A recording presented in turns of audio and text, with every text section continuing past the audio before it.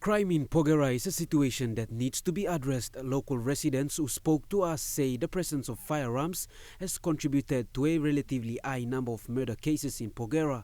Last year, 3 children among 10 were killed in tribal conflict using guns. In most cases, guns are used in tribal fights, armed robberies and roadblocks. For many women and children, security is a concern to them. You got big law and order problem inside Porgera.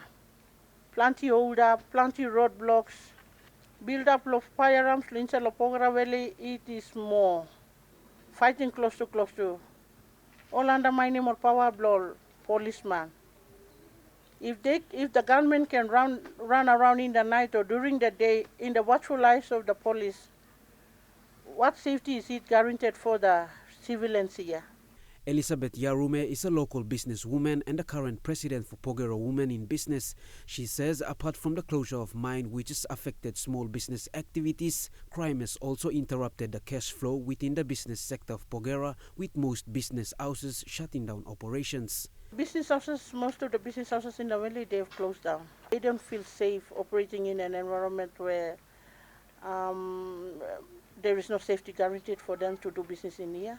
Since Porgera mine was closed in April last year, majority of the people who depend on it have suffered. Most of the locals engaged to work lost their jobs. However, the signing of a new framework agreement will see the mine recommence operations. But with crime being a contributing factor to the breakdown in business, Yarume is concerned if this situation is not addressed, it may affect the mine's operations. She appealed to the Enga provincial and the national government to intervene before the mine reopens.